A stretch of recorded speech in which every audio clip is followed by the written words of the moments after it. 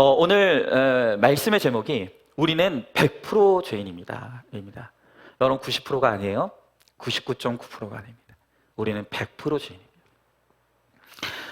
바로 어제 한 시사 프로그램에 너무나 무서운 살인마에 대한 내용이 방송이 됐습니다. 그런데 그 살인마는 우리가 흔히 짐작하는 그런 무시무시한 사람이 아니었어요. 이름은 정유정, 이제 갓 23살 된 젊은 여자 청년이었어요. 여러분, 이 청년은 한 여성을 칼로 20차례나 잔인하게 찔러 죽이고 그것도 모자라 시신을 훼손하여 유기하다가 그녀의 행동을 이상하게 여겼던 한 택시기사의 신고로 잡히게 되었어요. 그런데 더 기가 막힌 것은 그녀의 살인 동기입니다. 그녀가 경찰에 스스로 털어놓은 살인 동기는 평소에 방송 매체나 인터넷을 통해서 범죄 수사 프로그램에 관심이 많았고 살인에 대한 충동이 있어서 실제로 사람을 죽여보고 싶어서 범행을 했다라고 진술했어요. 기가 막히죠? 인간이 어디까지 악해질 수 있는가? 참 우리를 고민하게 만듭니다.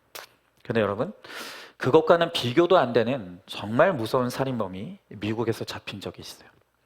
2003년도 11월 5일자 미국 신문에 시애틀의 한 법정에서 54세의 백인 남자였던 게리 리치웨이에 대한 기사가 실렸어요. 그는 1982년부터 98년까지 무려 48명의 여성을 연쇄 살인했습니다. 확인된 것만 48명이고 실제로 죽인 사람의 숫자는 100명이 넘을 것이라고 그렇게 추정을 합니다. 이 사람은 헤로인과 코카인으로 중독되어 돈을 벌어야만 하는 절박한 상황에 있고 또 실종 신고를 절대 하지 않을 것 같은 흑인 매춘부들만 골라서 성관계를 맺었습니다. 그는 3번의 이혼 경력이 있었는데 그의 예전 배우자는 그의 지칠 줄 모르는 성욕에 매우 고통스러웠다라는 진술을 하기도 했습니다. 그런데 너무나 놀라운 것은 그가 이렇게 짐승 같은 야성을 가지고 20년에 걸쳐서 무차별하게 사람들을 죽였는데 그가 기가 막히게도 독실한 신앙을 가진 기독교인이었다는 거예요.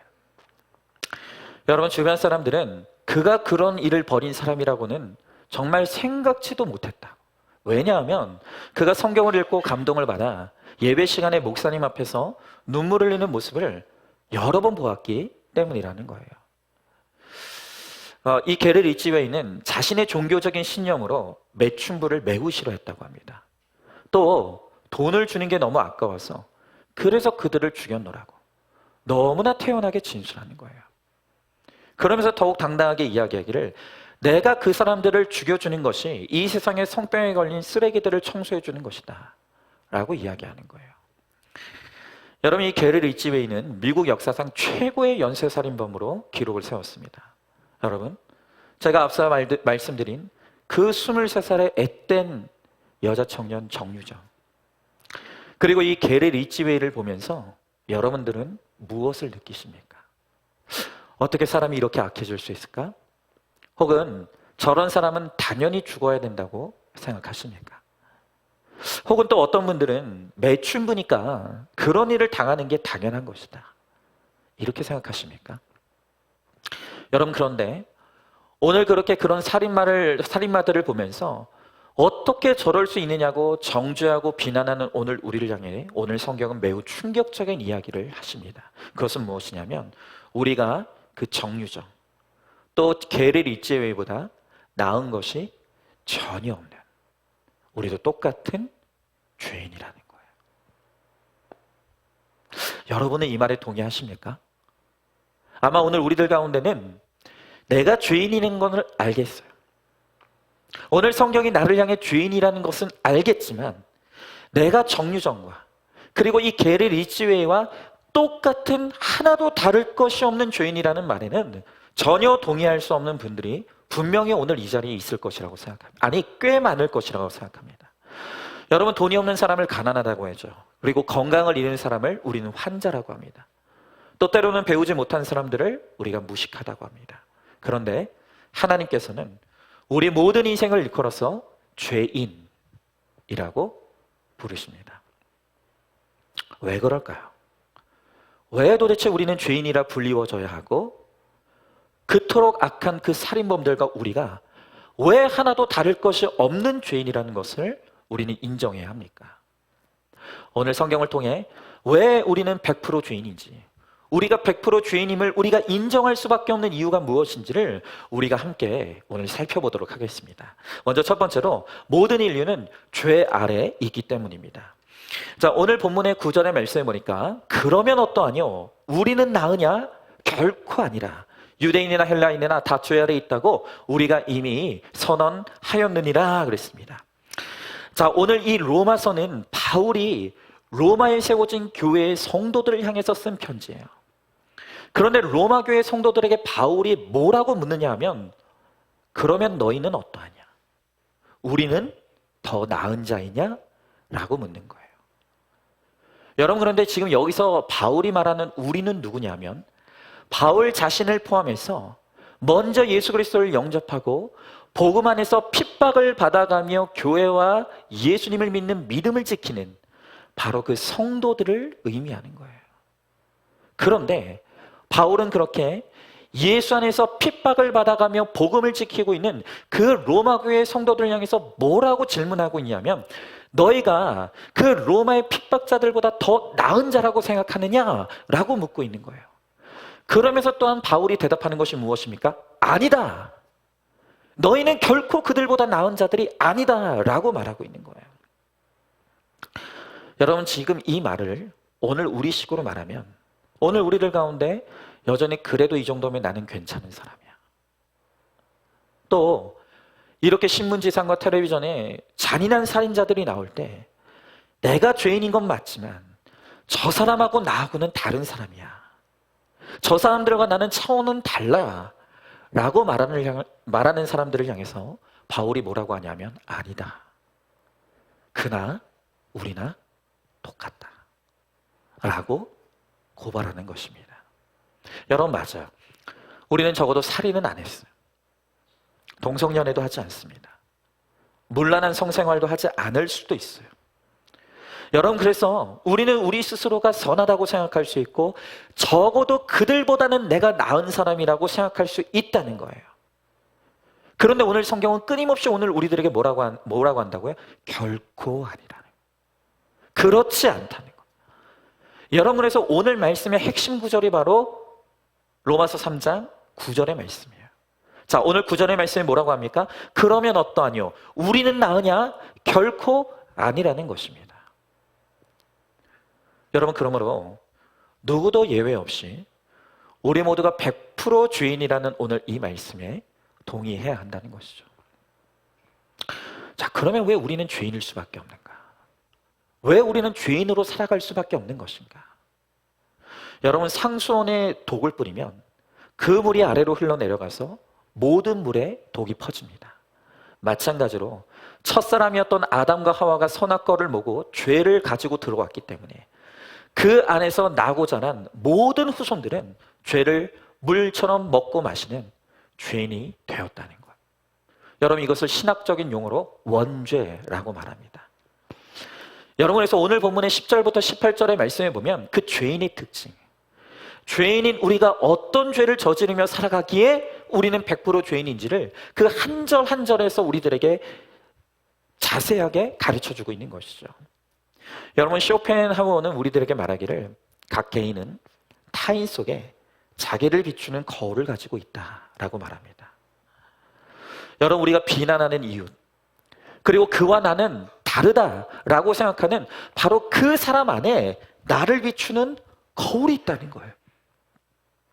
아니, 정말 그 정유정과 같은, 그 게리 리치웨이 같은 너무나 잔인한 살인범의 모습 안에 정말 우리의 죄가 있다고요? 맞다고요. 그렇다는 것입니다. 여러분, 그러면 우리를 죄인이라고 할 때 우리가 도대체 어떤 죄를 짓는 죄인인지 성경이 무엇을 고발하고 있습니까? 오늘 성경 구체적으로 4가지 죄를 지적합니다. 우리가 그것을 함께 살펴볼 텐데요. 첫 번째로 의인이라고 착각하는 죄가 있다는 거예요. 여러분, 왜 우리가 죄인인가? 우리 스스로 우리가 의인이라고 착각하는 죄를 짓는다는 거예요. 자, 오늘 10절의 말씀해 보니까 기록한 바 의인은 없나니 하나도 없으며 그랬습니다. 여러분, 오늘 성경에 뭐라고 합니까? 이 땅에 의인은 없다는 거예요. 단 한 명도. 여러분, 오늘 성경이 말하는 기록된 바는 구약 성경을 가리킵니다. 그러니까 성경은 구약의 창세기부터 신약의 요한계시록에 이르기까지 끊임없이 인간에 대해 한 가지만을 이야기하고 있는데, 그건 뭐냐? 인간은 본질적으로 죄인이라는 거예요. 사람은 100% 죄인이라는 것이 성경이 인간에 대해서 말해주는 인간론이에요. 여러분, 서양에서는 가장 우상시하던 사람들이 의인과 위인과 성자였다고 합니다. 그런데 철학자 파스칼은 말하기를, 나는 이 세 가지 단어를 신뢰하지 않는다. 나는 의인이나 위인이나 성자가 존재한다는 것을 믿지 않는다.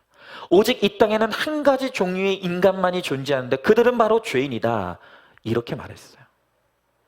여러분, 여전히 우리는 사람에 대한 기대를 내려놓지 못해요. 그래서 우리는 대통령 선거나 어떤 국회의원 선거를 할 때도 저 사람은 뭔가 좀 다를 거야. 그래도 저 사람은 뭔가 좀 나을 거야. 라는 그 일말의 기대감을 내려놓지 못하는 거예요. 여러분, 그러나 우리가 의인이라고 생각하고 우리가 뭔가 다른 사람, 어떤 사람을 특별하다고 생각하면 생각할수록 나중에 그 사람 때문에 실망하고 놀랄 일들이 많다는 거예요. 왜요? 인간은 죄인이니까. 여기서 단 한 사람도 벗어날 사람이 없습니다. 여러분, 이 게리 리치웨이도 교회를 20년을 다녔대요. 그러나 심지어 텔레비전을 켜놓고 있으면서도 그는 그 앞에서 성경을 그렇게 열심히 읽었다는 거예요. 근데 어떻게 이런 사람이 사람을 그냥 죽이는 게 아니라 어떻게 사람을 연쇄적으로 죽일 수 있느냐 말이에요. 여러분, 그의 문자적인 성경 이해에 의하면, 여러분 지금 우리가 레위기를 큐티하고 있는데 이 구약의 율법에 의하면 창년은 더럽게 죽여야만 한다라고 율법엔 기록되어 있어요. 여러분, 그런데 대단히 모순적인 게 뭔지 아십니까?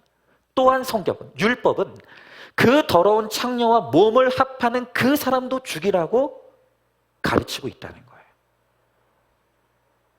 당연히 살인자는 말할 것도 없죠. 여러분, 그런데 이 게리 리치웨이는 그렇게 열심히 성경을 읽으면서도 다른 사람에 대해서는 날카롭게 날이 서 있는 칼날처럼 사람을 적용하고 해석하면서 자기 자신에 대해서는 한없이 무딘 칼처럼, 아예 날이 없는 칼처럼 너무나 자신을 관대하게 대했다는 거예요. 여러분, 바로 이 게리 리치웨이 같은 사람들을 보면서 우리가 깨닫게 되는 가장 무서운 죄가 뭔지 아십니까? 그것은 바로 내가 죄인이라는 것을 깨닫지도 못하고 인식하지도 못하는 거예요. 여러분, 이 사람은 교회를 다니고 예배를 드리면서 그 말씀에 감동을 받아 눈물을 수없이 많이 흘렸다 그랬어요. 그런데 자신의 성욕이 해결되지 않아요. 다른 사람을 죽여도 전혀 죄책감이 없는 이 무감각이 해결되지 않는 거예요. 여러분, 이렇게 우리가 예수를 믿고 교회를 다녀도 나의 이 해결되지 않는 죄의 문제를 가지고 있는 사람들이 얼마나 많습니까? 그런데 여러분, 이 사람이 정말 기가 막히게도 가정에는 그렇게 충실했다는 거예요. 여러분, 이 리치웨이가 성과 살인에 중독되어서 그렇게 밖에서 기가 막힌 일을 저지르고 있었지만 그의 부인은 이 사실이 발각될 때까지 내 남편이 그런 사람이라는 것을 전혀 몰랐다는 거예요. 전혀. 여러분, 그런데 이렇게 밖에서는 살인마이지만 집에서는 누구보다도 좋은 남편과 또 아버지인, 여러분, 그런 이중적인 모습을 갖고 살아가는 사람들이 이 사람뿐이겠습니까? 여러분, 오늘 우리들 가운데서도요, 교회에서는 정말 너무나 멋들어진 모습으로 예배를 드리고 열심히 봉사하고 섬기지만 정작 아무도 보지 않는 은밀한 곳에서는 해결되지 않는 죄를 가지고 그 죄를 지으며 살아가고 있는 사람들이 너무 많다는 거예요. 여러분, 내가 이중적인 사람이라는 것을 인정하십니까? 여러분, 모든 것이 다 되는 것 같아도 우리에게는 죽어도 해결되지 않는 부분이 있어요. 여러분, 어떤 사람은 그렇게 오래 신앙생활해도 가치관이 깨지지 않아요. 또 어떤 사람은 죽어도 술이 끊어지지 않고 죽어도 담배가 끊어지지 않는 분들이 있어요. 또 자식에 대한 문제가 해결되지 않고, 어떤 분들은 안목의 정욕이 해결되지 않고, 마약이 끊어지지 않고, 또한 성중독이 끊어지지 않는, 그러니까 다른 부분은 다 괜찮은 사람인 것 같은데 이 부분만큼은 전혀 해결이 되지 않는, 여전히 반복해서 넘어지는 죄의 문제가 있다는 거예요. 여러분, 심지어 어떤 나눔을 보니까 자기 집안 식구다 모두가 교회를 나가고 예수를 믿는데, 그런데 우리 가문에 이 변화되지 않는 악습이 하나 있다는 거예요. 그게 뭐냐면, 그 예수 믿는 가족들이 명절만 모이기만 하면 자기가 다니는 교회 담임 목사님을 그렇게 욕한다는 거예요. 여러분, 혹시 명절날 가족들 만나면 제욕하시는 분들 있습니까? 여러분, 그러시면 안 돼요. 안 되는 거예요. 여러분, 이렇게 우리가 살아가고 신앙생활을 할수록 아무리 회개해도 안 되는 것이 있음을 느껴요. 그런데도 우리는 교회에 나오죠. 신앙생활해요. 때로는 내 죄에 대해 가슴 아픈 눈물을 흘려요. 여러분, 그러니 오늘 우리의 모습을 보면서 다른 사람이 얼마나 좋은 신앙인처럼 보이겠으며, 내가 나를 봐도 이만하면 괜찮지라는 공로와 의의가 왜 없겠습니까?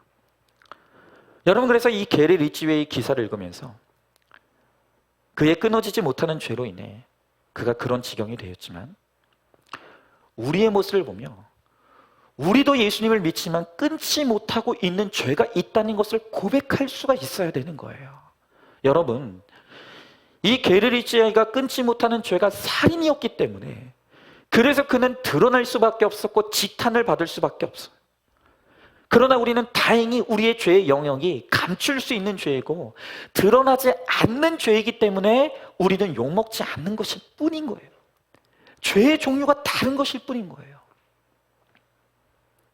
여러분, 그러나 우리에게도 사람들에게 말할 수 없는, 오늘 드러낼 수 없는, 사람들이 알지 못하는, 아무도 없는 곳에서 여전히 짓고 있는 반복적인 죄의 문제가 오늘 있다는 거예요. 여러분, 우리들 교회 한 나눔을 좀 소개하면요, 이분이 불과 2년 전까지만 해도 바지 뒤에 오른쪽 왼쪽 주머니에 지갑을, 종류가 다른 지갑을 2개를 가지고 다녀요.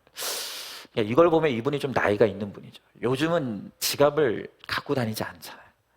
근데 어쨌든 간에 오른쪽 주머니에 있는요 아주 싼 지갑, 그리고 거기에는 할인카드와 1,000원짜리 2장과 5,000원짜리 1장만 딱 넣고 다닌대. 그리고 왼쪽 주머니에는요 명품 반지갑에 한도가 큰 플래티넘 카드, 그리고 앞에는 10,000원권, 그리고 뒤에는 50,000원권을 적당하게 두둑하게 사람들이 볼 수 있을 정도로 세팅을 하고 다녔대요. 왜 그랬는가? 들어보세요. 그러면서 사람을 만날 때 별로 나에게 도움이 되지 않는 사람인 것 같으면 둘 중에 무슨 지갑을 꺼낼까요? 그 싸구려 지갑을 꺼내 보내면서, 아이, 돈이 이것밖에 없네. 아, 내가 사야 되는데 서운하네. 다음에 한번 보지. 그러고 이제 안 만나는 거죠. 그런데 반면에 뭔가 나에게 도움이 될 것 같고 이해타산이 맞는 사람을 만날 때는 왼쪽 주머니에서 명품 지갑을 꺼내면서 아주 시원하게 결제를 했다는 거예요. 이렇게 기가 막힌 이중성을 가지고 있음에도 불구하고 이분은 이게 죄인 줄 몰랐대요. 이거는 사회생활이고 당연히 내가 해야 될 처세술이다. 그런데 어느 날 큐티를 하면서 사도행전 7장에 아나니아와 삽비라 부부의 이야기를 보게 되었어요. 그들이 교회의 인정을 받고 싶어서 재산을 정리해서 하나님 앞에 헌금했어요. 그러나 그 재산의 일부는 아까워서 감추어 두었다가 하나님이 그들의 혼을 걷어가셨다. 여러분, 이분이 그날 그 큐티 말씀을 읽으면서, 아, 이들의 이 이중적인 모습에 내가 있구나. 나는 이게 죄인 줄 몰랐는데 사람을 차별하면서 어떤 사람에게는 싼 지갑을 꺼내 보이고 어떤 사람에게는 명품 지갑을 꺼내 보이면서 사람에 따라서 다른 얼굴을 살아가는 내 모습이 바로 이 모습이었구나. 자신의 이중성과 위선적인 모습을 그날 처음으로 깨닫게 되었다는 거예요. 여러분, 이처럼 우리는 겉으로는 의인처럼 보이지만, 하지만 오늘 우리에는 의인이 없다는 거예요. 사람들이 보는 눈앞에서는 우리가 꽤 괜찮은 사람인 것처럼 살아가고 신앙생활도 하지만, 그러나 보이지 않는 어떤 부분에서는 우리가 다른 사람에게 들킬 수 없는 그런 죄의 모습을 살아가고 있는 이중성을 가지고 있다. 여러분, 그렇기 때문에 오늘 하나님께서 우리들에게 뭐라고 말씀하십니까? 의인은 없나니 한 명도 없다 라고 오늘 우리들에게 분명하게 말씀하고 계시다는 거예요. 한번 질문해 봅니다. 여러분이 눈물을 흘리고 그토록 회개해도 죽어도 해결되지 않는 부분이 무엇이 있습니까? 여러분은 의로운 죄인입니까? 아니면 100% 죄인입니까? 오늘 이것을 솔직하게 나눠보시기 바라요. 오늘 이 목장에 모여서 우리가 함께 나눌 때 내가 100% 죄인인 게 인정되는지, 만약 그것이 인정이 안 된다면 나는 몇 프로만 죄인이라고 생각하는지 솔직하게 한번 나눠보세요. 자, 그럼 두 번째로, 성경은 왜 우리가 100% 죄인일 수밖에 없다고 말씀하시는가? 그것은 우리가 하나님을 찾지 않기 때문이라고 말씀하시는 거예요. 자, 오늘 11절의 말씀에 보니까 깨닫는 자도 없고 하나님을 찾는 자도 없다라고 말합니다.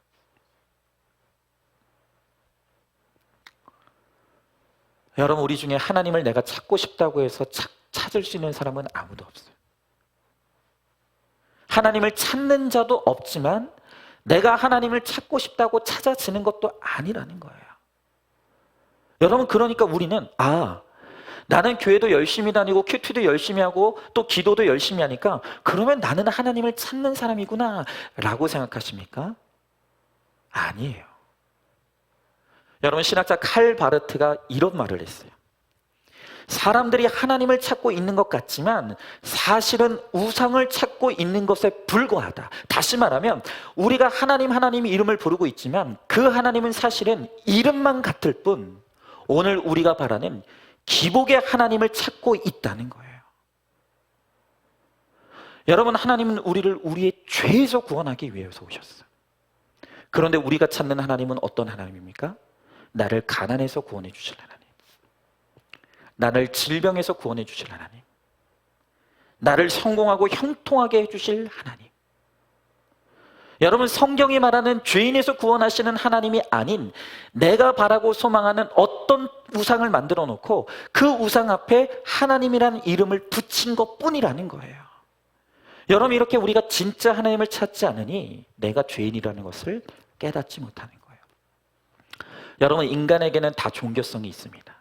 그렇기 때문에 우리가 하나님을 떠나면 그때부터 하나님을 믿지 않는 게 아니라 다른 하나님을 갖다 놓고 그 앞에서 경배한다는 거예요. 여러분, 우리가 우리의 죄를 깨닫고 구원해 주시는 하나님을 믿지 않으면 그때부터 어떤 하나님을 믿는다고요? 성경이 말하지 않은 다른 하나님, 나를 잘되게 하고 형통하게 하고 나를 성공하게 해주고 행복하게 해주는 우상의 하나님만 갖다 놓고 섬긴다는 거예요. 여러분, 그렇기 때문에 우리가 죄인인 것을 모르면서도 얼마든지 교회에 나와 열심히 신앙생활을 할 수 있는 거예요. 마치 성황당에서 비는 것처럼 얼마든지 내가 열심히 나오면서 종교성을 발휘하지만 여러분, 사실 그것은 믿음이 아니에요. 이렇게 우리를 우리의 죄에서 구원하시는 예수님이 아닌 다른 예수를 믿으면 이 게리 리치웨이처럼 교회는 나오지만 수없이 많은 죄를 지으며 살아가는 그런 이중적인 사람이 될 수밖에 없는 것이죠. 여러분, 꽃꽂이 된 꽃을 보신 적이 있습니까? 예전의 교회는요, 매주마다 이 강대상에다가 꽃꽂이 꽃을 멋있게 했어요. 굉장히 아름다워요. 그런데 여러분, 한번 생각해 보십시오. 그렇게 아름답게 데코되어 있는 그 꽃꽂이 꽃, 여러분, 그 꽃은 살아있는 꽃인가요? 죽은 꽃인가요? 안 보셔도 알겠죠. 여러분, 꽃꽂이 꽃은 흙에 심겨진 것이 아니에요. 수반에 꽂혀 있는 거예요.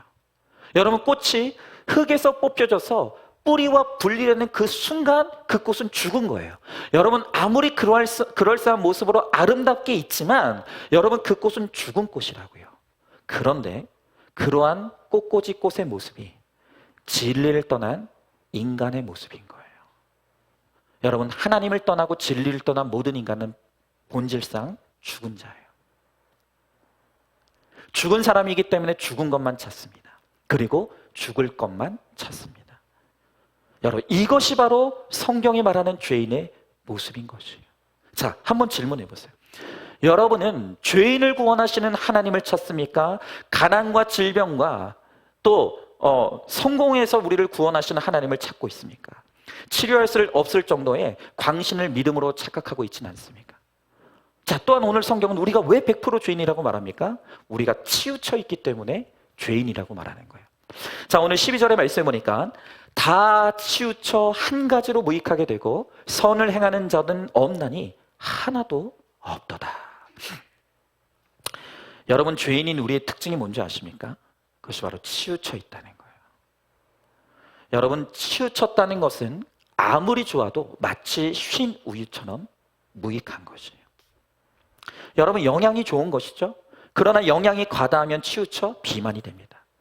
또 영양이 부족하면 치우쳐 영양실조가 돼요. 감정도 치우치면 정신이 없고 이성에 치우치면 메말라서 문제입니다.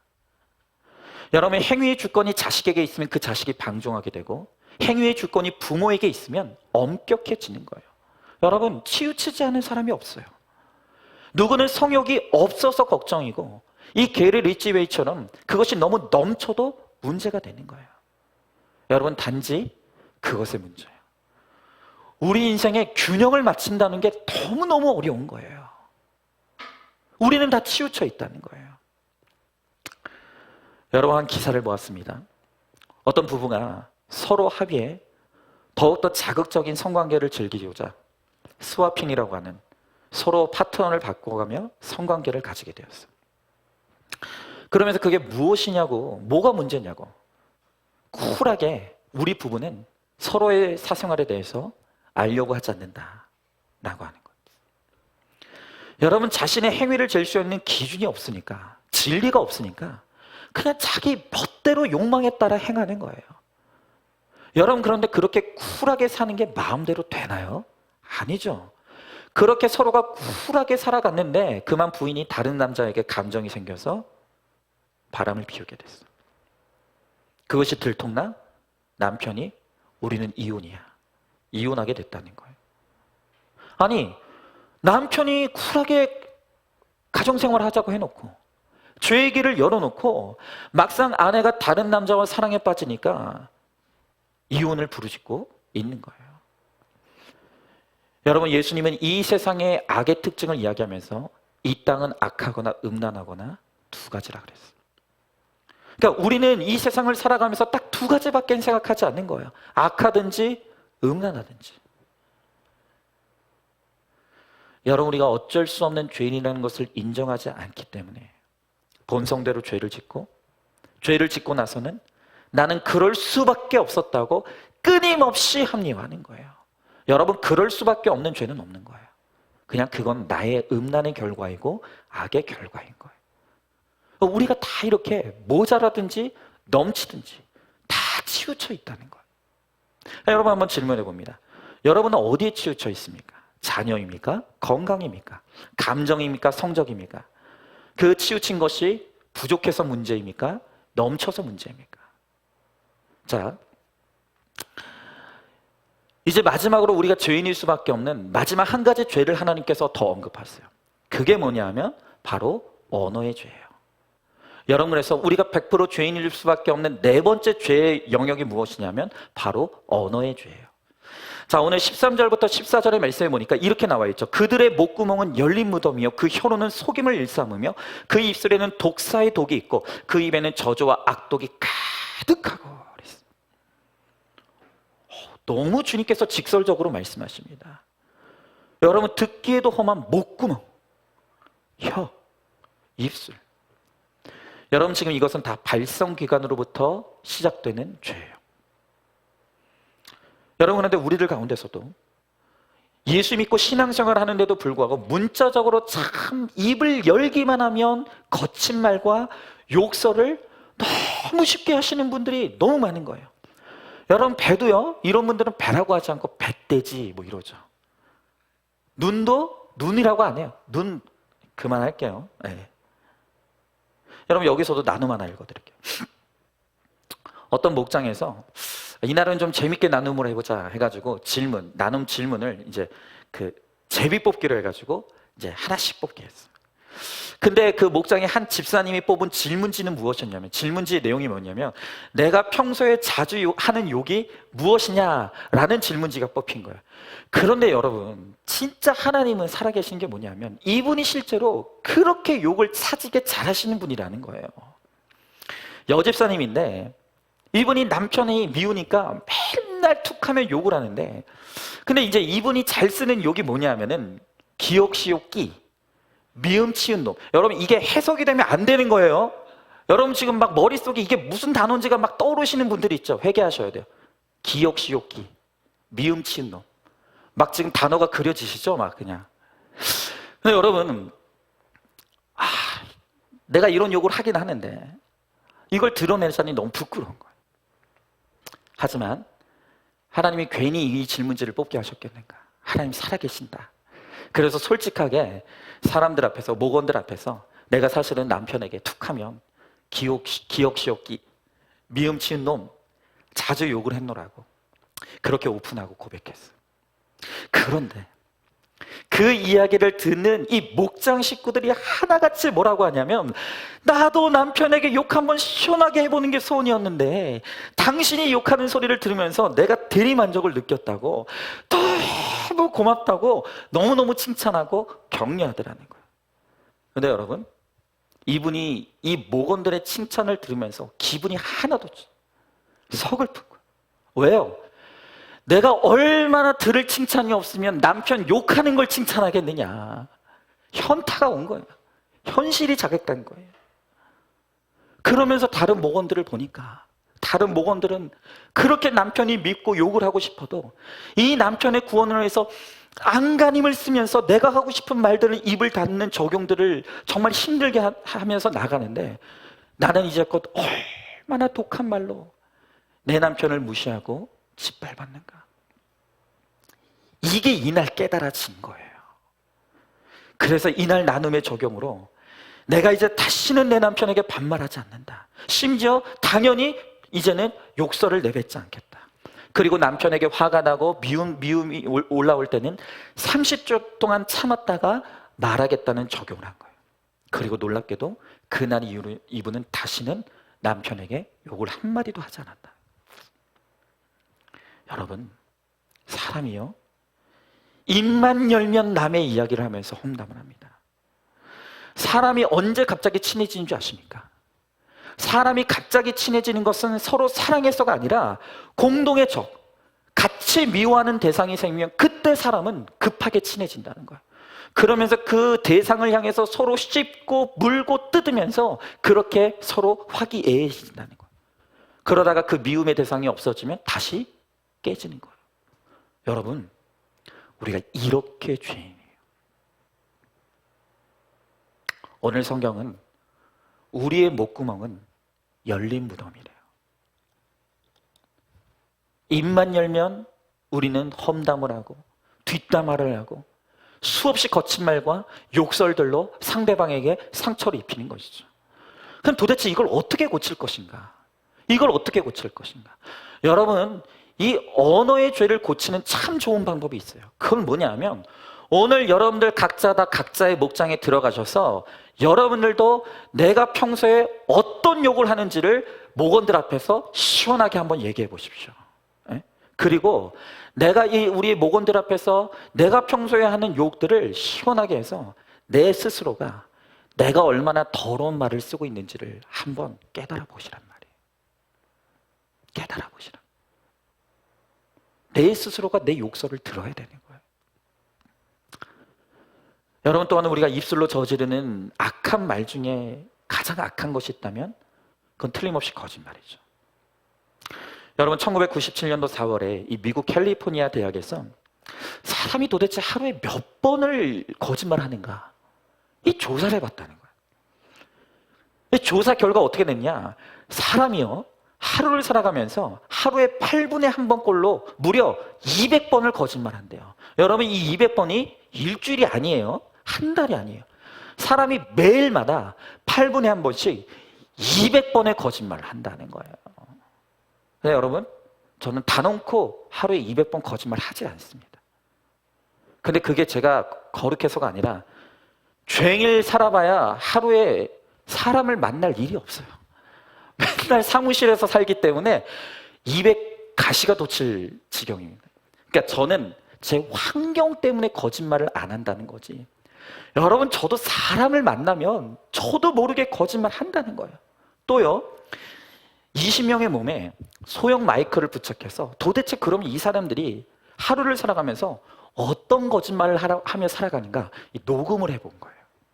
여러분, 그랬더니 사람들이 거짓말하는 1등이 뭘까요? 제일 많이 거짓말하는 거짓말 내용 1등이 뭐냐? 이거였대요. 약속 시간에 늦었을 때 아우 차가 막혀서.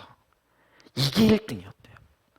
그리고 가장 거짓말을 많이 하는 직업으로 점원, 정치인, 언론인, 변호사, 세일즈맨, 그리고 심리학자 순으로 나타났다는 거예요. 여러분 가운데 그런 분들 있죠? 나는 거짓말하지 않는다고. 여러분, 그 사람이 가장 악한 거짓말인 거예요. 거짓말하지 않는 사람이 어디 있습니까? 나를 속이는 거예요. 남을 속이는 거예요. 여러분, 그래서 오늘 성경은 뭐라 합니까? 네 목구멍은 열린 무덤이나 혀로 속임을 베푼다. 입술에는 독사의 독이 있다.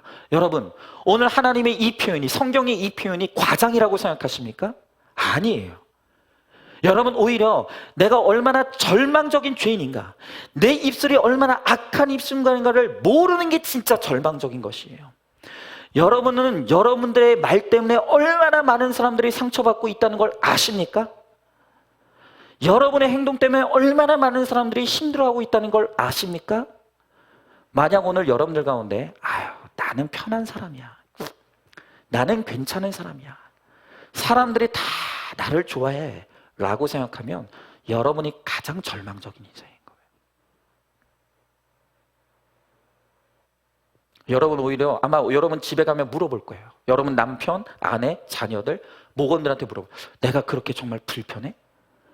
여러분에게 만약에 솔직하게 이야기해주면 그 사람은 편한 사람이에요.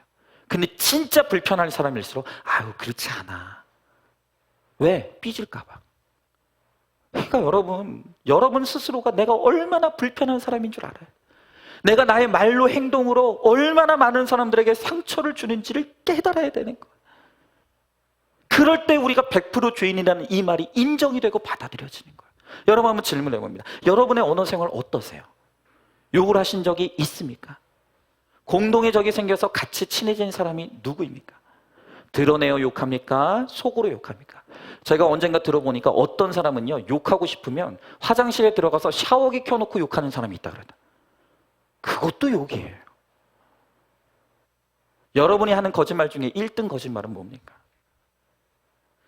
자, 결국 여러분, 오늘 본문의 10절부터 18절까지 계속해서 지금 반복해서 나오는 말이 뭐냐면, 의인은 없나니 하나도 없으며 깨닫는 자도 없고 하나님을 찾는 자도 없고 없나니가 여러분 7번이 나옵니다. 여러분, 성경에서 치른 완전수예요. 그 말은 무엇이냐? 인간은 이 죄에 대해서 철저하게 부패하고 완전히 절망적인 존재다. 다시 말하면 인간은 100% 죄인이라는 거예요. 여러분, 그러므로 이 죄의 결과로 두 번째로는 이 죄 가운데 있는 우리는 파멸과 고생을 안고 살아갈 수밖에 없다는 거예요. 여러분, 우리 인생에서 우리가 겪는 모든 문제의 뿌리는 어디에 있냐 하면 죄에 있다는 거예요. 오늘 15절부터 17절의 말씀에 그 발은 피 흘리는 데 빠른지라 파멸과 고생이 그게 있어 평강의 길을 알지 못하였고 라고 합니다. 여러분, 지금 우리를 지배하는 것은 이성도 아니고 감성도 아닌 죄가 나를 지배합니다. 우리는 눈만 뜨면 죄가 나를 지배하는 거예요. 여러분, 우리의 해결되지 않는 이 죄가 끊임없이 우리의 인간관계에 갈등을 만들어냅니다. 이 죄가 문제와 실수를 만들어내고 끊임없이 우리 인생을 실패하게 만들어내는 거예요. 여러분, 그렇기 때문에 성경은 일만 하면 좀 됐지 않는가? 도대체 우리가 언제까지 우리가 죄인이라는 말을 들어야 되는가 우리가 지겨운 마음이 드는데도 성경은 끊임없이 우리들에게 우리는 죄인이라는 이야기를 반복하는 거예요. 여러분, 오늘 여러분들 가운데 그런 마음이 있을 거예요. 도대체 저 박은성 목사는 언제까지 죄 이야기만 할 것인가? 언제까지 우리가 죄인이라는 이야기만 할 것인가? 뭐 맨날 똑같은 설교만 하는가? 여러분한테 한번 생각해 보십시오. 여러분들이 오죽이나 깨닫지 못하면 하나님이 이런 말, 이 죄인이라는 말을 반복하겠습니까? 오죽이나 우리가 회개가 안 되면 이 말을 끊임없이 하시겠습니까? 생각해 보세요. 여러분, 어떤 사람이 암에 걸렸어요. 그럼 의사가 정말 그 환자를 생각한다면 그 환자의 상태를 정확하게 알려주는 게 사랑입니까? 감추는 게 사랑입니까? 알려줘야죠. 어떻게 하면 치료될 수 있는지를 가르쳐줘야죠. 여러분, 우리도 마찬가지예요. 암보다 더 무서운 것은 바로 우리의 죄덩어리예요. 여러분, 제발 이제는 됐으니까 죄 이야기 좀 그만하라고 말하고 싶으십니까? 하나님이 얼마나 우리를 안타까워하시고 얼마나 우리를 사랑하시면 끊임없이 이 죄에 대한 이야기를 하실 수밖에 없는지를 좀 깨달으시란 말이에요. 여러분, 죄에 대한 자각 없이, 회개함 없이 누구도 구원자 예수님을 영접할 수 없어요. 예수님이 지금 우리의 문 밖에서 끊임없이 우리의 마음의 문을 두드리고 계신다는 거예요. 그렇게 죄를 물처럼 공기처럼 먹고 마심에도 불구하고 여전히 나는 죄가 없다고, 또한 내가 죄인이긴 하더라도 내가 그렇게 심각한 죄인은 아니라고 착각하며 살아가는 우리에게, 그래서 나는 예수님의 은혜는 별로 필요하지 않다고 하는 우리에게 여전히 예수님은 우리의 문 밖에 서서 우리를 끊임없이 두들기고 계신다. 한번 질문해 보세요. 여러분이 피 흘리기 빠른 발로 날마다 가고 있는 죄의 자리는 어디입니까? 마지막 세 번째로, 우리가 왜 100% 죄인인가? 하나님을 두려워하지 않는다는 거예요. 자, 오늘 18절의 말씀에 그들의 눈앞에 하나님을 두려워함이 없느니라 함과 같으니라. 여러분, 왜 우리가 죄를 짓는 줄 아십니까? 그것은 하나님을 두려워하지 않기 때문에. 여러분, 인간의 죄의 본질은 하나님을 두려워하는 마음을 상실한 것이에요. 여러분, 하나님을 섬기던 사람들도요, 죄를 짓게 되면, 그리고 그 죄가 반복되게 되면 하나님에 대한 두려움이 상실돼요. 그래서 맨 처음 죄를 짓기 전에는, 맨 처음 죄를 지었을 때는 이 죄가 들킬까 막 두려워하기도 하고 또 무서워하기도 하다가 막상 그 죄가 딱 드러나서 들키면 막가파가 되는 거예요. 에? 바람을 피울 때도 초창기에는 조심조심합니다. 그런데 이 바람이 깊어지고 습관이 되면, 그러다가 알려지면 어쩔래? 어쩌라고? 막무가내가 되는 거예요. 여러분, 그러나 살인과 반인륜적인 범죄보다 더 무서운 것은 하나님을 두려워하지 않는 마음이에요. 사람만 속이면 된다고 하는 이 얄팍한 의가 하나님에 대한 두려움을 잃어버리게 만드는 거예요.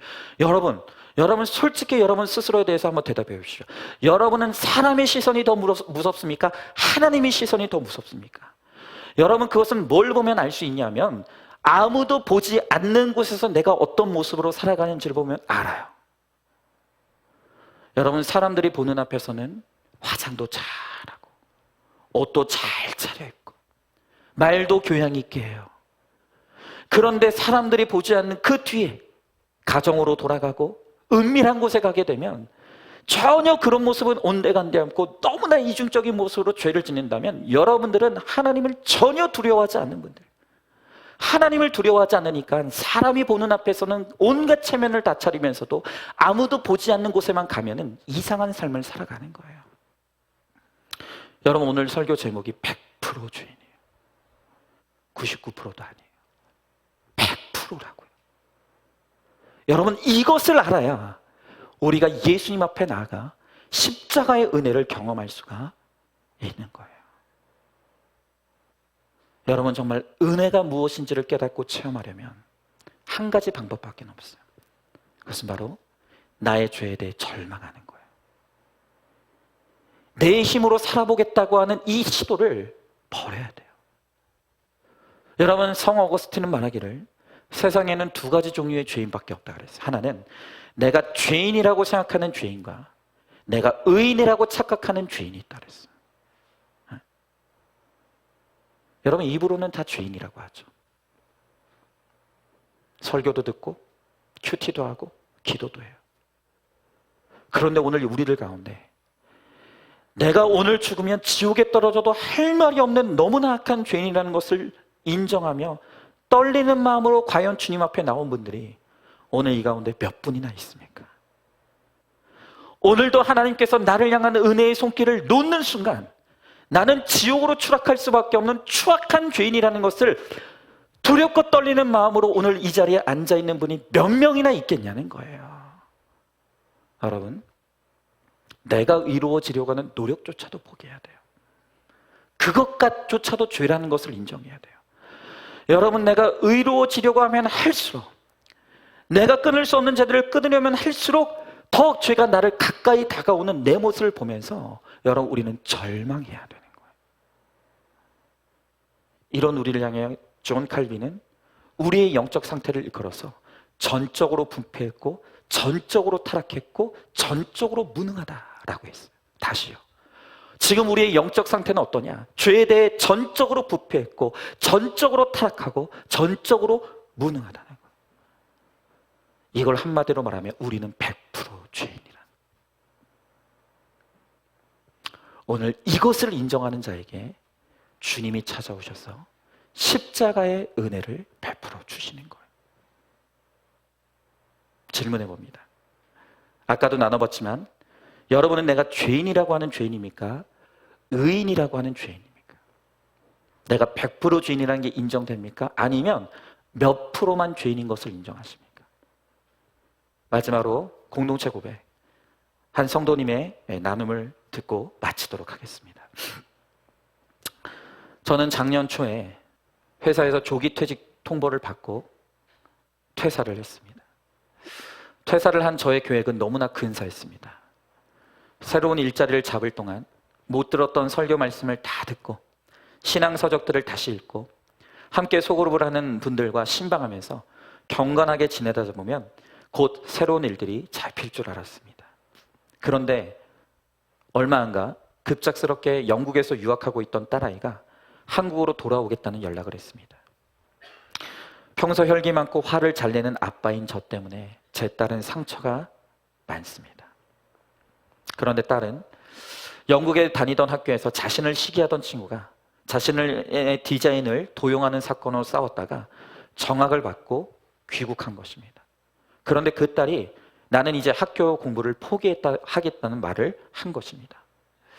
실직에다 자녀의 학업 포기까지 일어나니 당황스럽기도 하고 어떻게 해야지? 라는 생각에 힘든 환경을 향해 원망스러운 마음이 들면서 그 화살이 공부를 중단하려고 하는 딸에게로 향해 갔습니다.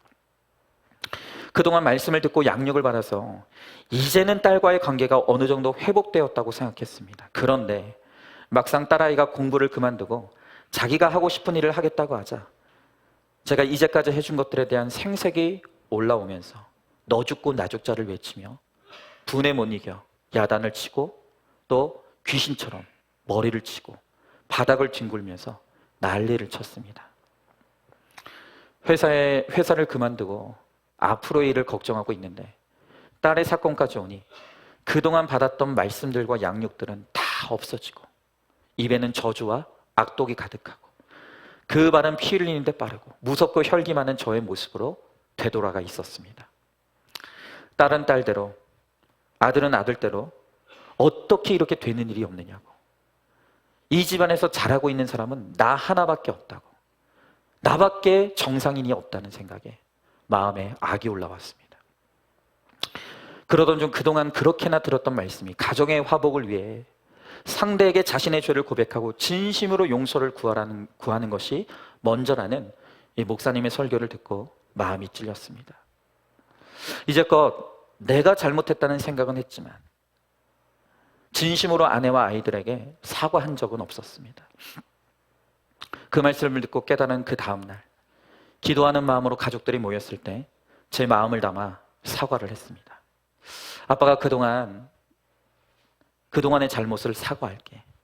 정말 미안하다. 앞으로는 아빠가 먼저 말씀에 의지하는 모습을 보일게 라고 용서를 구했습니다.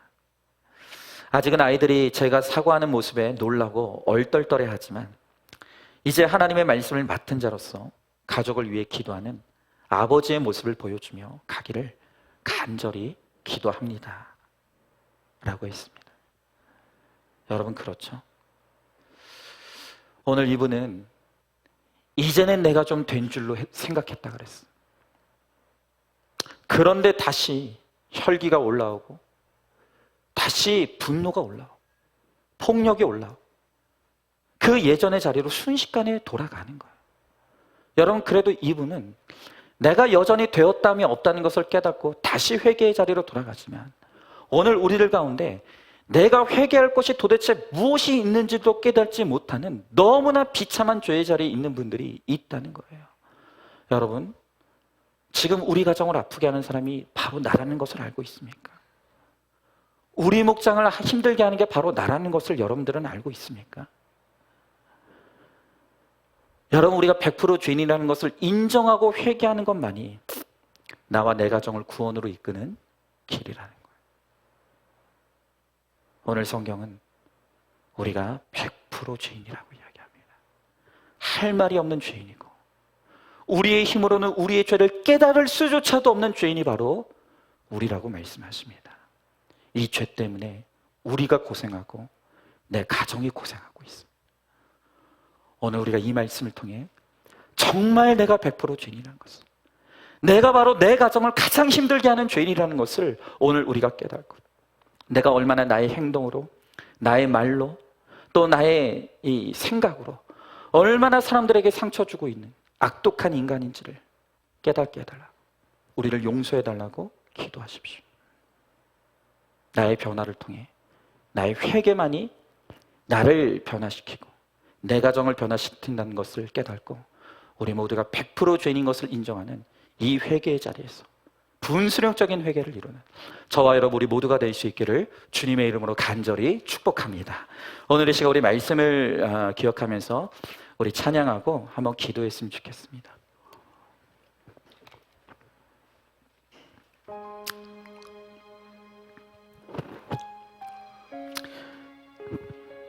여러분, 제가 어제 보진 않았지만 그 23살 너무나 앳된 그 젊은 여자 청년이 사람을 죽이고 싶어서 내가 사람을 죽였다는 그 끔찍한 일을 저지른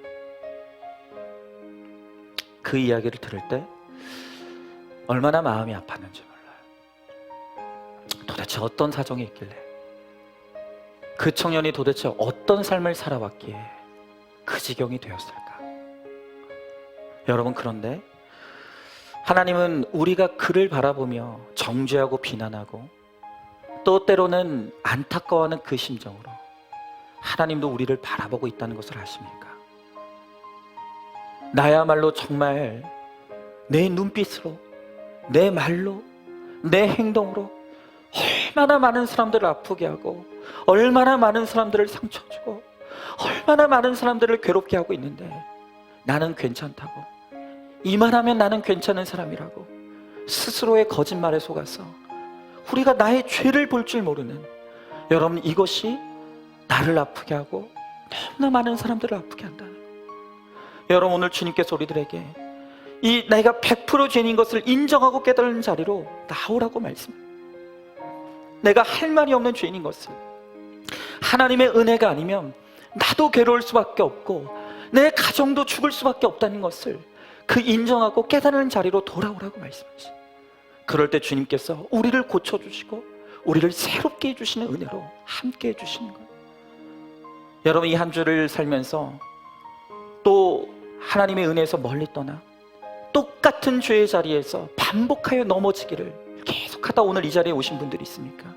여러분, 우리의 절망적인 모습을 주님 앞에 솔직하게 고백하시기 바랍니다. 우리는 하나님의 은혜 없으면 내 머리카락 하나도 변화시킬 수 없는 우리는 무익한 죄인입니다. 오늘 이 시간 이 찬양 같이 찬양하면서 우리의 소망은 오직 하나님의 은혜밖에 없다는 것을 고백하며 우리 함께 나아가길 바랍니다.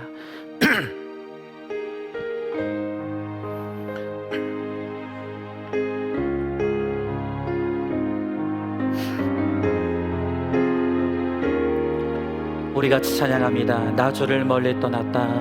나 주를 멀리 떠났다. 이제 옵니다. 나 죄의 길에 시달려 주여 옵니다. 나 이제 왔으니 내 짐을 찾아 주여 나를 받으사 맞아 주소. 그 귀한 세월 보내고 그 귀한 세월 보내고 이제 옵니다. 나 뉘우치는 눈물로 주여 옵니다. 나 이제 왔으니 나 이제 왔으니 내 짐을 찾아. 아멘. 주여 나를 받으사 맞아 주소. 나 죄에 매어 고달파 나 죄에 매여 고달파 이제 옵니다. 주 크신 사랑 받고자 주여 옵니. 아멘.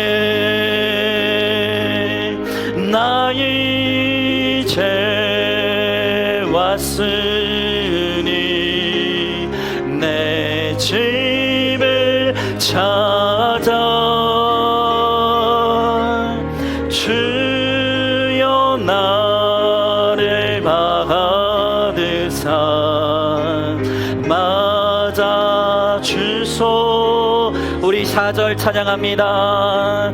이 병든 마음을 고치려 이제 옵니다. 그님과 소망 바라고 주여 옵니다. 나 이제 왔으니 내 짐을 찾아 주여 나를 받으사 맞아 주소. 나 바랄 것이 무엇인가. 나 바랄 것이 무언가. 우리 주 예수 아멘. 날 위해 죽임 당하심 믿고 옵니. 내가 이제 왔습니다. 나 이제 왔으니 내 짐을 찾아 주여 나를 받으사 맞아 주. 우리 마지막 한 번 더 찬양합니다. 내가 이제 왔습니다. 나 이제 왔으니 내 짐을 찾아매 주여 나를 받으사 맞아 주소서. 아멘. 여러분, 이 시간 우리 정말 하나님 앞에 회개하기를 원합니다. 우리가 하나님을 믿게 되었고 예수 그리스도의 보혈의 십자가의 피로 하나님의 자녀가 되었건만 이 한 주간을 살아가면서 또다시 우리가 같은 죄의 자리에 빠져서 얼마나 죄를 먹고 마시고 죄에 더럽혀진 모습으로 이 자리에 나왔습니까? 그럼에도 불구하고 오늘 우리 마음에 아픔이 없습니다. 괴로움이 없습니다. 이만하면 괜찮게 살고 있다고 스스로를 속이면서 그렇게 의인의 모습으로 살아가고 있습니다. 그러하게 오늘 주님께서 주님 앞으로 나오라고 말씀하십니다. 흠도 티도 없으신 거룩하신 예수님의 십자가의 보혈 앞에서 내가 얼마나 더러운 인생인가, 내가 얼마나 할 말이 없는 인생인 것인가, 내가 얼마나 하나님의 은혜 없이는 살아갈 수 없는 인생인지를 이제는 깨닫고 주님께로 돌아와 회개하라고 주님 말씀하십니다. 여러분, 그렇습니다. 오늘이라도 주님이 우리의 은혜의 손을 놓으시면 오늘 우리는 지옥에 떨어질 수밖에 없는 할 말이 없는 죄인입니다. 오늘 이 시간 우리가 바랄 것은 우리 주 예수님, 나를 위해 죽임당하신 그 예수님밖에 없음을 오늘 이 시간 우리가 고백하기를 원합니다. 주여, 우리의 영혼을 받아 주시옵소서. 우리의 죄로 병들고 신음하고 있는 우리의 영혼을 주여 불쌍히 여겨 주셔서 하나님 아버지, 우리를 맞아 주시옵시고 우리를 고쳐 주시옵시고, 그래서 정말로 우리가 거룩을 향해 담대히 나갈 수 있도록 하나님 우리 가운데 함께 해달라고 오늘 이 시간 우리 말씀을 기억하며 함께 기도하며 나가도록 하겠습니다. 기도하겠습니다. 사랑과 은혜가 충만하신 하나님 아버지, 주님의 귀한 사랑과 은혜를 감사드립니다. 아버지, 우리가 한 주 동안 주를 멀리 떠났다 이 자리에 나왔습니다. 아버지 하나님, 우리가 죄에 매여 고달파 이 자리에 나왔습니다. 아버지, 우리의 몸과 마음이 병들어 이곳에 나왔습니다. 주여, 나의 하나님 아버지, 우리가 말할 것이 주 예수 그리스도, 우리를 위해 십자가에서 죽으시고 부활하신, 우리를 여전히 사랑하신다고 말씀하시는 그 예수님 외에 우리가 소망이 없음을 이 시간 고백하며 나아갑니다. 주여, 나의 하나님 아버지, 우리의 병든 몸을 주여 불쌍히 여겨 주시옵소서. 우리를 고쳐 주시옵소서. 우리를 치료하여 주시옵소서. 하나님, 우리를 새롭게 하여 주시옵소서. 그리하여서 우리가 우리의 죄의 자리에서 일어나게 하여 주시옵시고, 아버지, 회복된 몸으로 변화받게 하여 주시옵시고, 아버지, 담대히 거룩의 길로 십자가의 길로 나아갈 수 있도록 주여, 나의 하나님 아버지 함께 하여 주시옵소서. 아버지 하나님, 우리의 삶이 변화되게 하여 주시옵소서. 우리의 언어가 변화되게 하여 주시옵소서. 아버지 하나님, 우리의 이중적인 태도가 변화될 수 있게 하여 주시옵소서.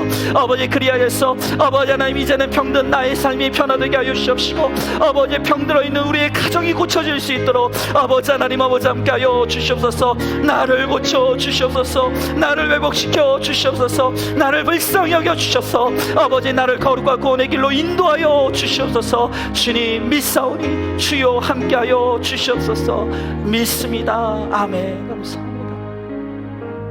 하나님, 우리가 이 한 주간을 살면서 주를 잃어버리고 죄악 가운데 주님을 멀리 떠나 있다. 오늘도 우리가 이 자리에 나왔습니다. 죄의 멍에를 말고 너무나 고달픈 심령으로 오늘 우리가 이 자리에 또한 나왔습니다. 나의 욕심과 나의 탐심과 정욕에 이끌려 살아가다가 몸과 마음이 병들고 영혼이 상처를 입고 오늘 이 자리에 우리가 나왔습니다. 주님, 우리를 어찌하면 좋겠습니까?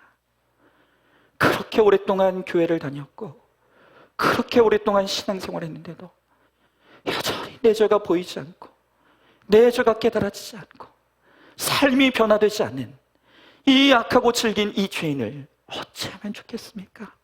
주님, 오늘 이 시간 정말 이 말씀을 통해 주님 앞으로 나오라는 수고하고 무거운 짐진 자들, 마음에 병든 자들, 내가 죄인임을 고백하고 인정하는 모든 자들을 초청하시는 하나님의 음성을 듣습니다. 하나님, 오늘 우리가 이 하나님의 초청의 음성을 듣고 이제는 예수 그리스도의 십자가의 은혜 앞으로 나아갈 수 있게 되기를 간절히 소망합니다. 십자가 안에 우리의 소망이 있습니다.